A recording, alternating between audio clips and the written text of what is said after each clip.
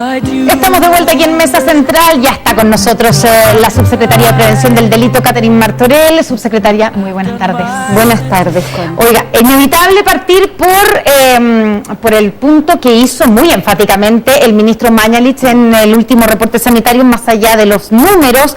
Él dijo que esta batalla se podía estar perdiendo y que le preocupaba muchísimo lo que estaba pasando en Santiago, que la gente había perdido completamente el respeto a las medidas restrictivas y anunció que iban a fiscalizar más y a acentuar la labor de la autoridad sanitaria. ¿Qué significa eso? ¿Va a haber otras medidas que no conocemos, que las van a anunciar en las próximas horas?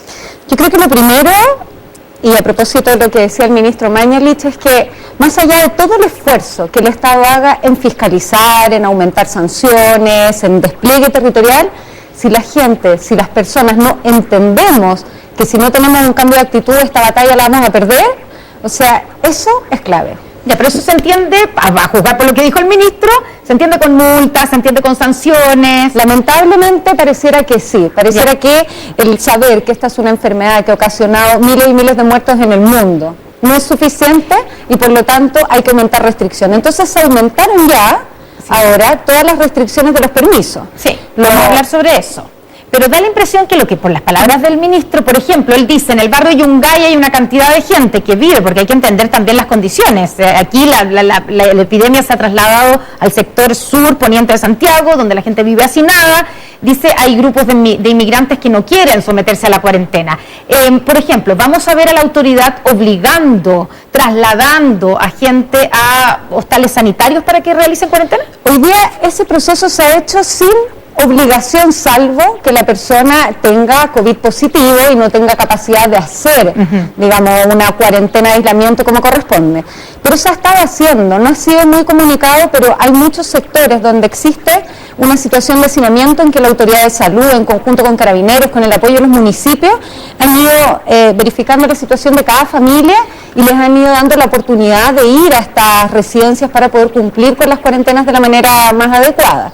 Llegar a obligar siempre es una alternativa, está dentro de las facultades, pero el objetivo hoy día es ir generando conciencia y restricciones, y además, lo decía el ministro también, hoy día esta es una enfermedad, no conocemos el futuro, y cada decisión se va adoptando día a día, y si hay algo que me gustaría transmitir, Connie, y que además me ha tocado verlo, es que si en algún minuto hay que tomar todas las restricciones posibles para salvaguardar la vida de las personas, se va a hacer.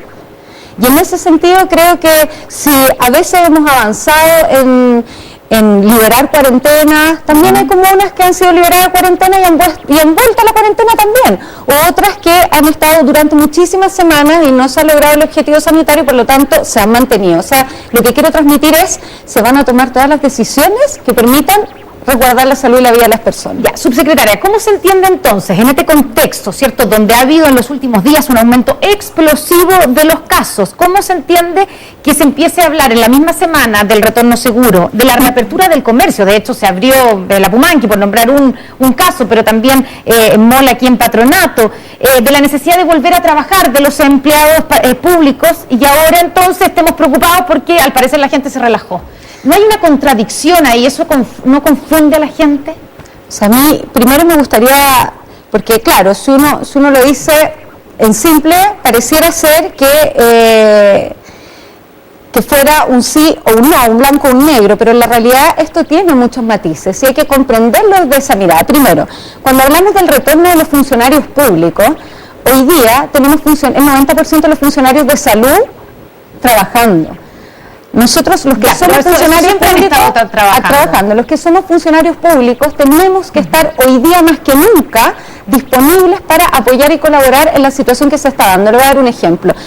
Hay muchas situaciones de servicio en que hemos visto muchas filas de personas, en que, por ejemplo, si hubiésemos tenido mayor dotación de funcionarios, quizás las filas hubiesen sido menores. Entonces, los funcionarios públicos tenemos que volver, pero entendiendo también que existen procesos, que esto es paulatino, que la enfermedad se va mirando y midiendo día a día. Y en el caso del MOL, hoy día vimos en el caso de la Pumanqui, ¿cierto? Que Joaquín Lavín hizo como alcalde un protocolo con un plan, hizo la apertura del MOL y finalmente, más allá de haber agradecido a todos quienes colaboraron, dijo hoy día no están dadas las condiciones para que podamos abrir el mall, por lo tanto no se va a hacer. Entonces, ya creo que hoy día, subsecretaria, una contradicción, que a mí me parece evidente, pero se lo quiero preguntar a usted, una contradicción en el discurso del gobierno, porque le están pidiendo a la gente que entienda que volvemos a la normalidad, nueva normalidad, retorno seguro, llámele como quiera, que vamos a ir al mall con las medidas restrictivas que sea, porque es necesario retomar la actividad económica, que vamos a volver a trabajar, pero le estamos diciendo que se está perdiendo la batalla porque la gente no está respetando las restricciones. O sea, ¿Cómo se entiende? Se entiende de la siguiente manera, entendiendo que hoy día las personas tienen que ser capaces de comprender que todos los actos que hacemos afectan al de al lado y por lo tanto hay que dejar el individualismo un poco de lado y comprender que tenemos que ser capaces todos de colaborar, no en blanco y negro, en la medida en que podamos hacerlo, porque aquí la evaluación se hace día a día y por lo tanto, ¿van a retornar el 100% de los funcionarios públicos? No. ¿Van a abrir el 100% de los malls? No. ¿Cuál es la realidad? Lo decía el ministro Mañalich, el 81% de los contagiados hoy día están en la región metropolitana. ¿Podemos entonces no considerar la situación de educación o de comercio que viven las otras regiones del país?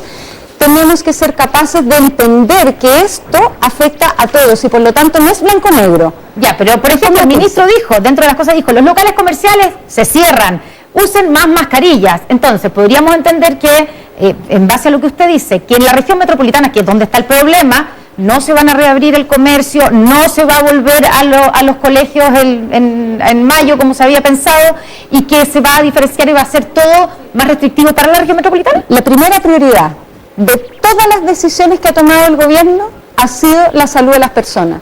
Por lo tanto, después de haber escuchado al ministro Mañalich, no tengo ni una duda de que esa va a ser la prioridad y la forma de actuar. Todas las decisiones que se han adoptado han tenido como primera razón la salud de las personas.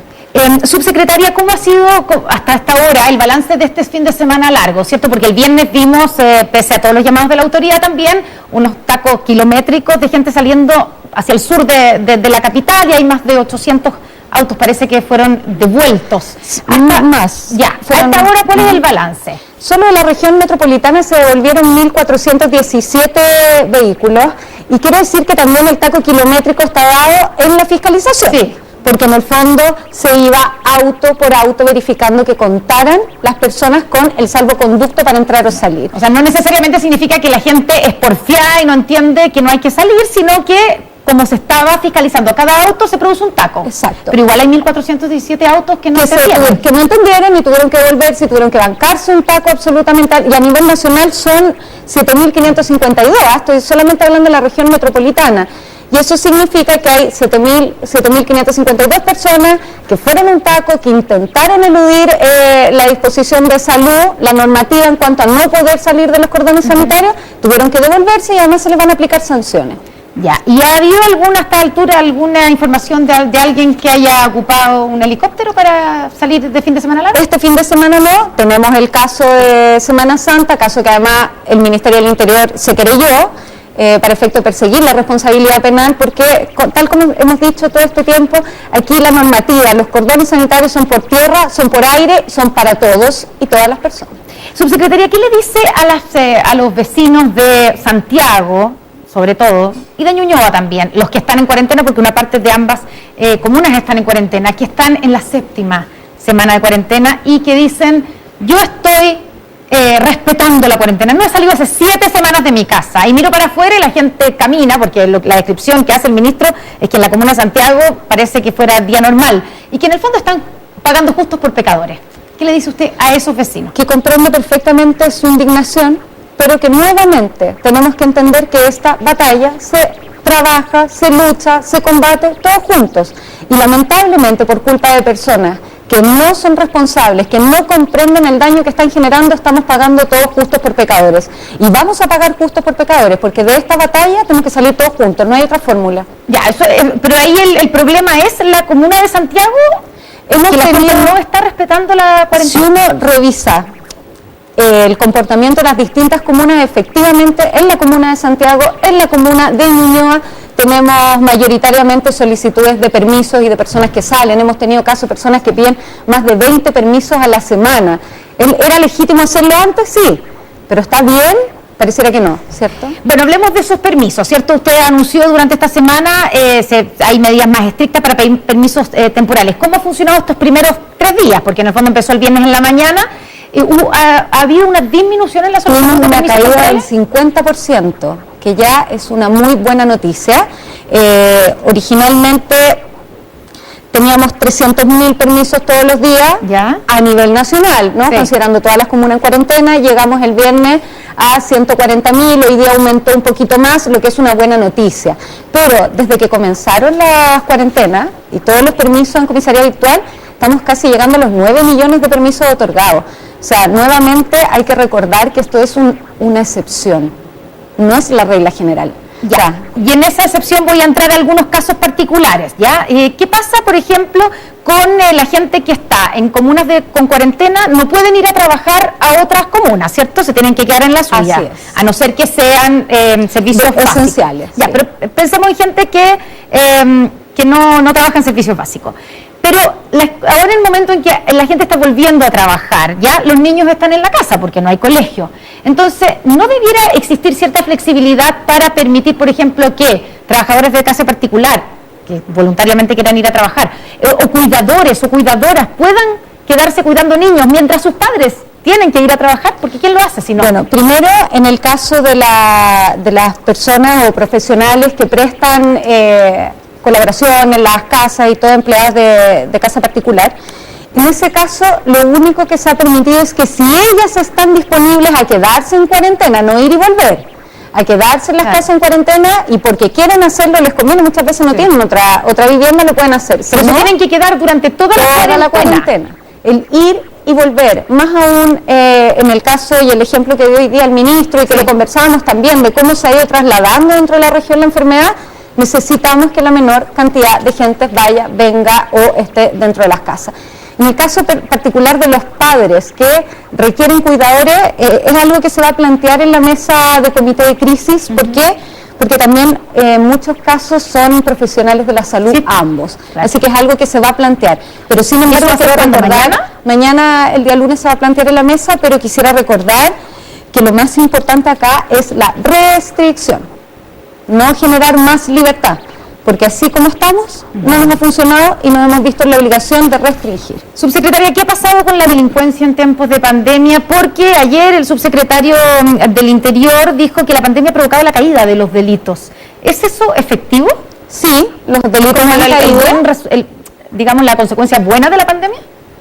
No, yo creo que es solamente no creo que la pandemia hoy día tenga consecuencias buenas, creo que es algo que está en desarrollo permanente, pero sí ha habido una caída de los delitos importante, un 40% de los delitos mayor connotación social, y mientras más avanzan los días se ha disminuido mucho más también la cantidad de delitos. Ahora, esos son, entiendo yo, los delitos comunes, pero los delitos más violentos, los robos con violencia no han disminuido tanto, ¿no? Por lo menos cayeron. La última semana y el consolidado de los 28 días cayeron un 33%, pero tenemos comunas especiales, tenemos comunas en particular en que sí ha habido un aumento en el robo con violencia, en el robo con intimidación, y ahí estamos haciendo un plan muy focalizado para esos sectores. ¿Eso es la comuna de Santiago, por ejemplo? Los vecinos de San Eugenio y San Vicente, que son la zona sur de Santiago, han protagonizado protestas diciendo que hay un alza.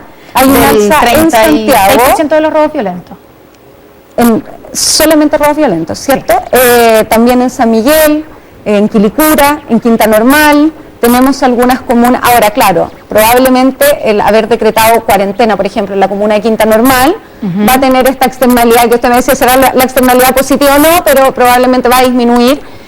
Pero en San Miguel tenemos un foco permanente, también en Estación Central, en Quilicura, en Santiago, y en esos casos lo que estamos haciendo es, a través del modelo predictivo de Carabineros, que además la mayoría de los casos son en Cerrona, robos con violencia, intimidación, pero en Cerrona, portonazo.